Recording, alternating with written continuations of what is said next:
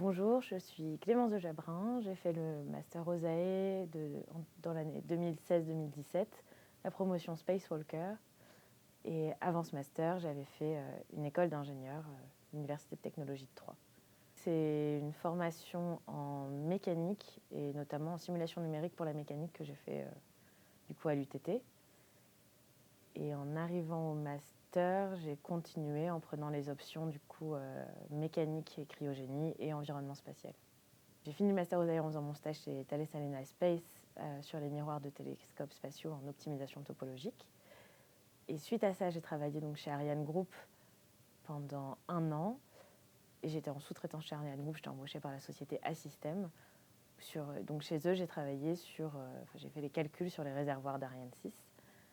Et puis en octobre 2018, je suis rentrée en CDD à l'IAS, où je suis restée en CDD pendant 3 ans avant mon concours en 2021. Et du coup, maintenant, ça fait 1 an et demi que je suis permanente.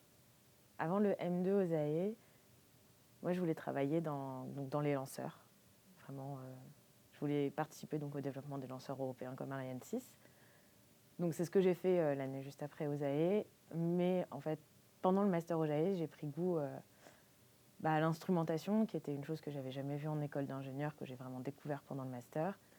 Et à toute la partie, travailler pour la recherche scientifique, c'est vraiment ce qui me motive le plus, je dirais. Et donc c'est pour ça que quand j'ai eu l'opportunité à l'IAS, je l'ai prise, quoi. Donc je dirais que le M2 m'a apporté beaucoup, déjà sur la compréhension du fonctionnement des projets spatiaux, parce que c'est vraiment un monde où les projets spatiaux, ils ne sont pas du tout la même organisation que les projets dans l'automobile. Moi j'étais dans une école qui était très poussée automobile. Ça m'a beaucoup appris. Et aussi, j'ai appris dans plein de domaines que j'avais jamais étudiés, comme l'optique, l'électronique. J'en ai fait un petit peu, mais donc optique, électronique, informatique. On a même fait du deep learning, même si j'ai pas tout compris, c'était intéressant.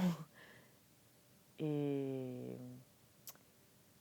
et aussi, ce que j'ai beaucoup apprécié pendant le master, c'était qu'il y avait des personnes qui étaient du coup issues d'écoles d'ingénieurs et d'autres qui étaient issues de formations de facultés plus classiques. Et c'était vraiment intéressant de travailler avec... moi, j'essayais tout le temps de me mettre en binôme avec des gens qui ne venaient pas d'école d'ingé, parce que c'est une autre manière de travailler, de voir les choses. Et donc, c'était très enrichissant pour ça aussi.